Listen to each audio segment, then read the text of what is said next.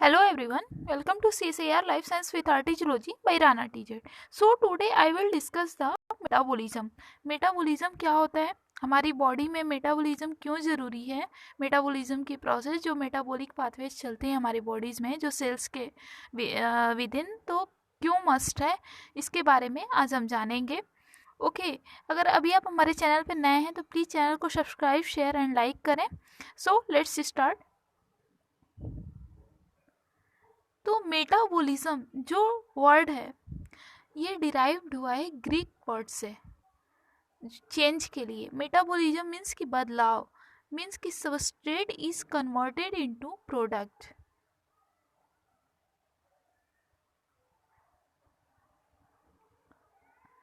जो मेटाबॉलिज्म है ये ग्रीक वर्ड से डिराइव्ड हुआ है चेंज के लिए. मीन्स कि सबसे पहले मेटाबॉलिज्म की बात करने से पहले जो बायोमोलिक्यूल्स होते हैं वो हमारे बॉडी में सिंथेसाइज्ड होते हैं और ये ट्रांसफॉर्म्ड होते हैं कुछ अदर मॉलिक्यूल्स में जो एंजाइम्स के थ्रू अकर होते हैं. और जो एंजाइम्स होते हैं वो कैटलिस्ट का काम करते हैं केमिकल रिएक्शंस में, जो प्रेरित करते हैं केमिकल रिएक्शंस को. ओके बायोमोलिक्यूल्स हमारे बॉडी में सिंथेसाइज्ड होते हैं और ये ट्रांसफॉर्म्ड होते हैं एक बायोमोलिक्यूल से दूसरे बायोमोलिक्यूल्स में, ये ट्रांसफॉर्म्ड होते हैं. और ये जो प्रोसेस अकर्स होता है वो एंजाइम्स के थ्रू होता है, जो एंजाइम्स इस रिएक्शन को प्रेरित करता है. ओके तो ओवरऑल अगर हम बायोलॉजिकल सिस्टम में मेटाबॉलिज्म की बात करें तो metabolism is the substrate is converted into product with the series of enzymes. Enzymes के प्रेजेंस में कन्वर्जन होता है सबस्ट्रेट का प्रोडक्ट में. ओके इसके अलावा केमिकल रिएक्शंस में केमिकल कंपाउंड जो होते हैं, मीन्स कि जो सबस्ट्रेट है प्रोडक्ट में जो ट्रांसफॉर्म्ड हो रहा है वो कोई केमिकल कंपाउंड्स ही तो है. तो जो केमिकल कंपाउंड्स केमिकल रिएक्शन जो ये प्रोसेस हो रहा है उसमें अगर इन्वॉल्व होता है तो उस केमिकल कंपाउंड्स को मेटाबोलाइट्स कहते हैं. ओके तो जो मेटाबॉलिक रिएक्शंस होते हैं कभी भी केमिकल रिएक्शंस में वो आइसोलेशन में नहीं पाए जाते हैं, मीन्स कि अकेले नहीं पाए जाते हैं, वो किसी न किसी रिएक्शन के थ्रू आपस में लिंक्ड होते हैं. जो मेटाबॉलिक रिएक्शंस होता है हमेशा आपस में लिंक्ड होते हैं, ऐसा नहीं है कि वो हमेशा सिंगल कोई रिएक्शन हो रहा है, उसमें लिंक्ड रिएक्शंस होते हैं. ओके और जो लिंक्ड केमिकल रिएक्शंस होते हैं वो अकर्स होते हैं एक सीरीज में विद द एंजाइम्स जिसे हम मेटाबॉलिक पाथवेज कहते हैं. ओके मीन्स कि जो सबस्ट्रेट से कन्वर्जन हो रहा है सबस्ट्रेट का प्रोडक्ट में, तो ये एक सीरीज में होता है, एंजाइम्स के थ्रू एक सीरीज में होता है. ओके तो उसे हम मेटाबॉलिक पाथवेज कहते हैं. तो ये मान लीजिए कोई स्टार्टिंग मॉलिक्यूल यानी ये सबस्ट्रेट है, तो एंजाइम ए के प्रेजेंस में यानी ये रिएक्शन फर्स्ट हुआ तो बी में कन्वर्ट हुआ. ओके फिर एंजाइम्स टू के प्रेजेंस में रिएक्शन जो टू हो रहा है तो ये सी में कन्वर्ट हो जा रहा है. फिर सी एंजाइम थ्री के प्रेजेंस में जो रिएक्शन जो जब थ्री हो रहा है तो ये प्रोडक्ट में जो इंड प्रोडक्ट है उसमें कन्वर्ट हो जा रहा है डी में. ओके मीन्स कि ये कोई सिंगल रिएक्शन तो हुआ नहीं, सिंगल रिएक्शन सिर्फ अगर ए बी में कन्वर्ट हुआ होता तो इसे हम सिंगल रिएक्शन कहते हैं, लेकिन ये लिंक्ड रिएक्शन हो रहा है, मीन्स कि एक के बाद एक और ये आपस में लिंक्ड है. ये प्रोसेस ये जो रिएक्शन हो रहा है आपस में लिंक्ड है, तो इसे हम मेटाबॉलिक पाथवेज कहते हैं. इसके अलावा जो मेटाबॉलिक पाथवेज होता है ये तो लीनियर हो सकता है. लीनियर मीन्स कि ग्लाइकोलाइसिस मेटाबॉलिक पाथवेज तीन तरह के हो सकते हैं, या तो लीनियर मेटाबॉलिक पाथवेज हो सकता है, या साइक्लिक हो सकता है, या स्पाइरल हो सकता है. ओके तो लीनियर में क्या है कि ग्लाइकोलाइसिस होगा. साइक्लिक का एग्जाम्पल हो सकता है CAC means citric acid cycle हो सकता है.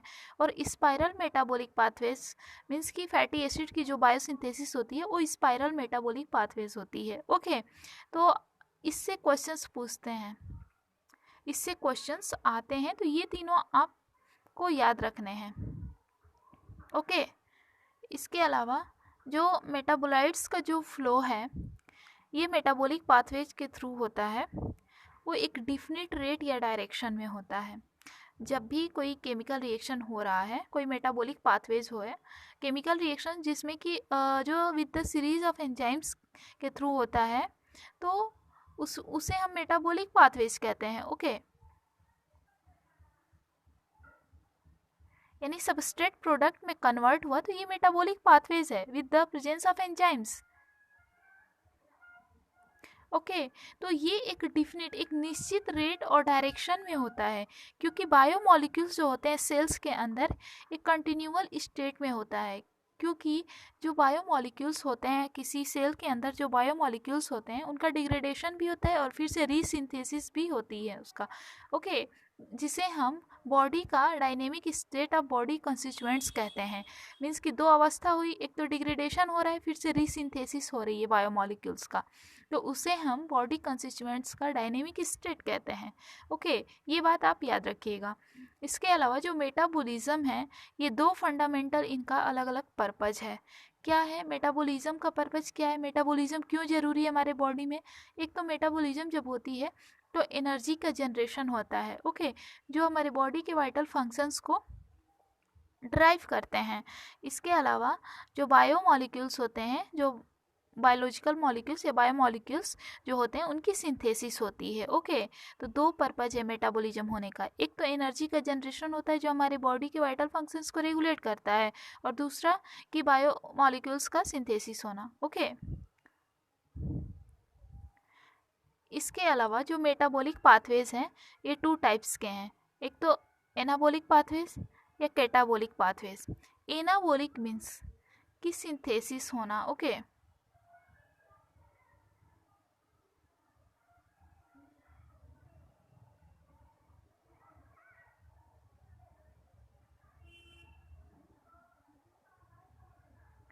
एनाबॉलिक मीन्स कि सिंथेसिस प्रोसेस है, और कैटाबॉलिक का मतलब है ब्रेकडाउन वाली प्रोसेस है। ओके एनाबॉलिक में क्या है कि कंपाउंड्स का सिंथेसिस होता है। ओके जो एनर्जी को कंज्यूम करता है। ओके मीन्स कि जो एनाबॉलिक पाथवे है वो इंडरगोनिक है नेचर में। इंडरगोनिक क्यों है, क्योंकि वो एनर्जी को कंज्यूम करता है। जो एनर्जी रिलीज करता है उसे हम एक्सर्गोनिक कहते हैं, और जो एनर्जी कंज्यूम करता है उसे हम इंडरगोनिक कहते हैं। तो एनाबॉलिक पाथवे में क्या है कि कंपाउंड्स की सिंथेसिस होती है और वो एनर्जी को कंज्यूम करता है, इसलिए इसका नेचर इंडरगोनिक है। और कैटाबॉलिक में क्या है कि इसमें लार्जर जो कम्प्लेक्स कंपाउंड्स होते हैं या मॉलिक्यूल्स होते हैं उनका ब्रेकडाउन होता है और ये एनर्जी को रिलीज करते हैं। ओके अगर मान लीजिए कोई भी चीज़ है, अगर कॉम्प्लेक्स कोई चीज़ है, कोई मॉलिक्यूल्स है, अगर उसका ब्रेकडाउन हो रहा है तो एनर्जी रिलीज होगी। तो उसका एनर्जी रिलीज होता है तो उसका नेचर मीन्स कि एक्सर्गोनिक है। तो ये कैटाबॉलिक पाथवेज है। ओके और एनाबॉलिक पाथवेज की अगर एग्जांपल की बात करें तो एसिड्स का या फिर पॉलीपेप्टाइड्स की जो सिंथेसिस होती है एमिनो एसिड्स से, वो एनाबॉलिक पाथवे का एग्जाम्पल है। कैटाबॉलिक का क्या एग्जाम्पल है, तो जब ग्लूकोज का डिग्रेडेशन होता है लैक्टिक एसिड में, हमारे स्केलेटल मसल्स में क्या होता है कि ग्लूकोज का डिग्रेडेशन जब होता है लैक्टिक एसिड में तो एनर्जी लिबरेट होती है। ओके तो जो लिविंग ऑर्गेनिजम्स हैं वो इस लिबरेटेड एनर्जी को ट्रैप करते हैं डिग्रेडेशन के दौरान, और यह केमिकल बॉन्ड्स के फॉर्म में उसे ट्रैप कर लेते हैं, स्टोर करते हैं, और जब ज़रूरत होती है तब यह बॉन्ड जो ये बॉन्ड एनर्जी है ये यूटिलाइज की जाती है मॉलिक्यूल्स की सिंथेसिस के लिए। ओके बायोमॉलिक्यूल्स की सिंथेसिस करना है या अदर फंक्शंस करने हैं तो उस बॉन्ड्स एनर्जी को यूज करते हैं। ओके तो ये रहा एनाबॉलिक और कैटाबॉलिक पाथवे। इसके अलावा कुछ पाथवेज एनाबॉलिक या कैटाबॉलिक होते हैं। ओके कुछ पाथवेज जो है एनाबॉलिक भी हो सकते हैं या कैटाबॉलिक भी हो सकते हैं।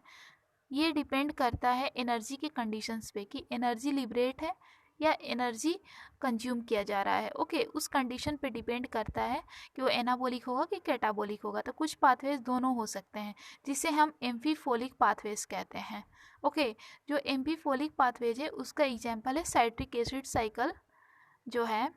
साइट्रिक एसिड जो साइकिल है ये एम्फीफोलिक पाथवेज हैं। ओके और यह मेटाबॉलिज्म के क्रॉस रोड्स पे अकर होते हैं, जो ये कैटाबॉलिक और एनाबॉलिक पाथवेज के बीच में कनेक्टिंग लिंक्स की तरह काम करते हैं। एम्फीबॉलिक पाथवेज, एम्फीफोलिक पाथवेज का एग्जाम्पल साइट्रिक एसिड साइकिल है। ओके इसके अलावा ये साइट्रिक एसिड साइकिल जो है, ये जो एग्जाम्पल है, ये एम्फीफोलिक का भी एग्जाम्पल है और साइक्लिक मेटाबॉलिक पाथवेज का भी एग्जाम्पल है। ओके, तो ये रहा मेटाबॉलिज्म।